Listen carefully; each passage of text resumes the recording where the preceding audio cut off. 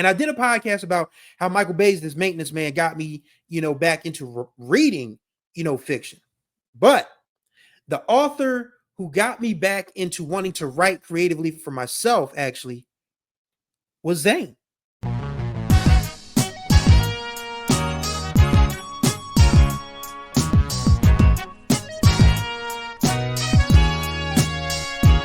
What's going on, everybody? Welcome back to the Chris 2 Cents podcast here on the Chris Stevens Write to YouTube channel, where myself, a writer, Chris Stevens, is going to talk about his 2 cents with common sense. Hopefully, you all are doing well out there. Second half of the week, ready for the weekend. Labor Day weekend's around the corner, so that means it's almost fall. I'm looking forward to fall. I hate being hot. I mean, even though it's not hot right now, as you can see, I have a hoodie on. I have my favorite hoodie on. I am Black History.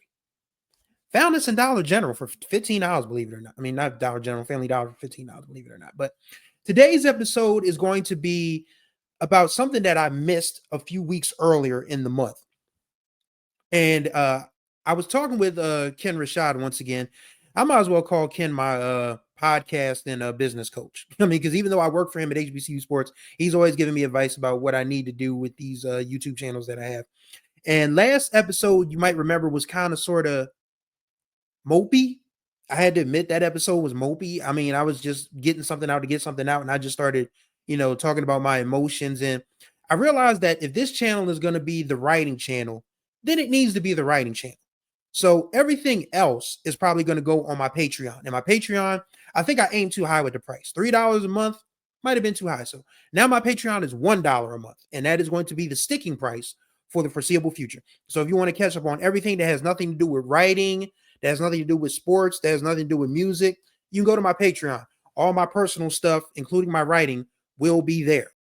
So, getting back to the writing portion of this channel, I forgot. August 5th was my 11th authorversary. Yes, I self-published my first fictional book on Amazon on August 5th, 2014. That's a story within itself.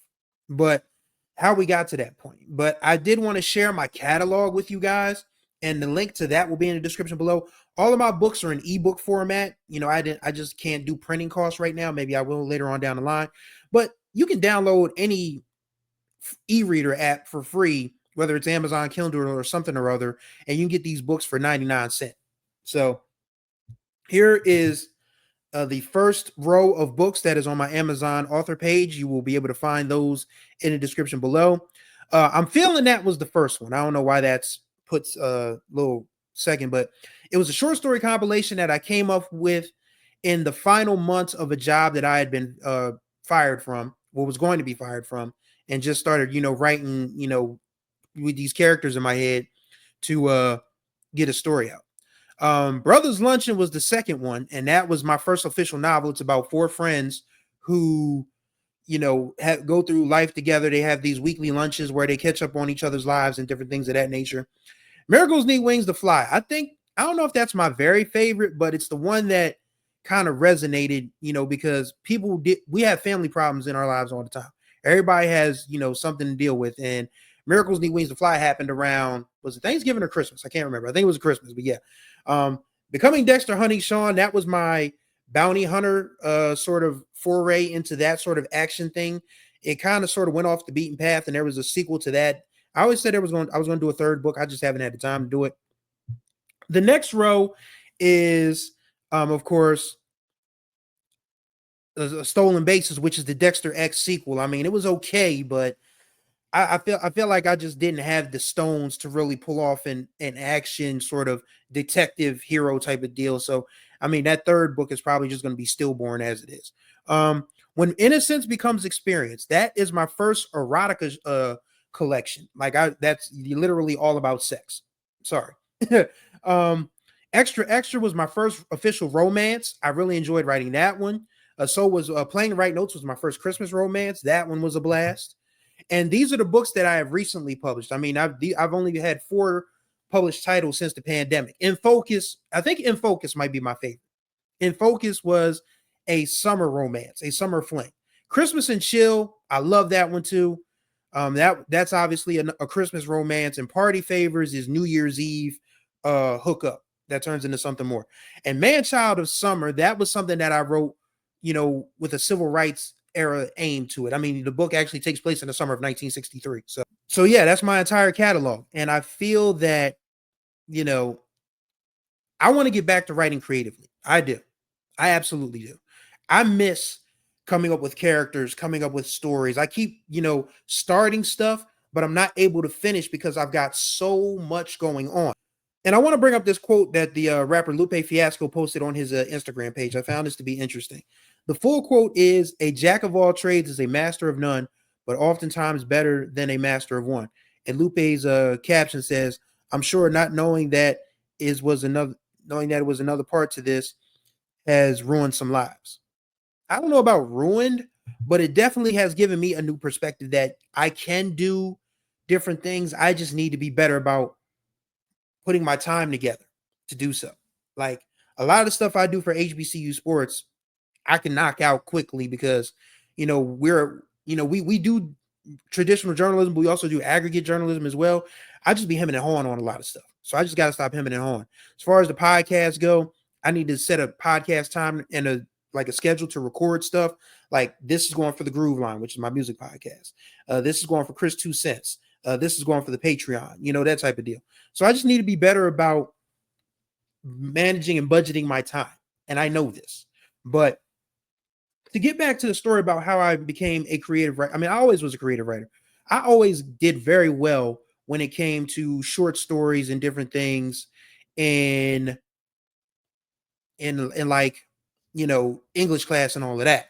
But once I turned to journalism, I turned my creative brain off for so long and it bothered me. I mean, you want to know the author that actually got me back into wanting to write creatively. And I did a podcast about how Michael Bay's This Maintenance Man got me, back into reading, fiction. But the author who got me back into wanting to write creatively for myself actually was Zane. Like I think I usurped a copy of the Sex Chronicles from my younger sister, and it literally just was like, this is some crazy stuff, but I like it. I like the stories. So I became a Zane fan. I have so many Zane books, and I became an erotica fan by trade. I mean, I have most of the Brown Sugar series by Carol Taylor, a few other, loose, erotica shorts and stuff, and so that's when I started getting back into writing those types of stories. And then once I got released from that job in the summer of 2014, I said, you know what, the hell with it. I'm just going to start putting out stuff because Amazon exists for a reason. I'll probably be a lot of my other stuff, anything that happens in the future, I'll probably end up trying to do independently. I don't know how that's going to work, but I'm going to figure it out. Probably with this Christmas romance that has been kicking my ass, but I'm actually absolutely going to finish it and publish it this winter. So I'm very excited about what the future holds for me in all the things that I'm doing. And I do think that creative writing is still the thing that gives me the most joy. I mean, journalism is my job and journalism is my passion. Make no mistake about it. I love the fact that more than half of my life I've been a sports writer and that I'm still a sports writer. But I love, creative writing so much. And I'm going to be vigilant about getting back to it because it matters to me. And believe it or not, people actually have read my books and like them.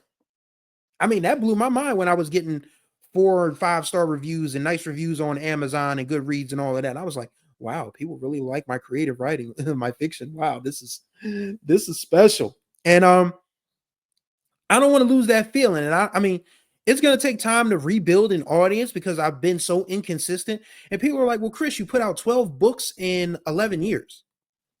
No, I want to be more prolific than that. I want to put out something twice a year at minimum. That is my goal. That was always my goal. And I got away from it.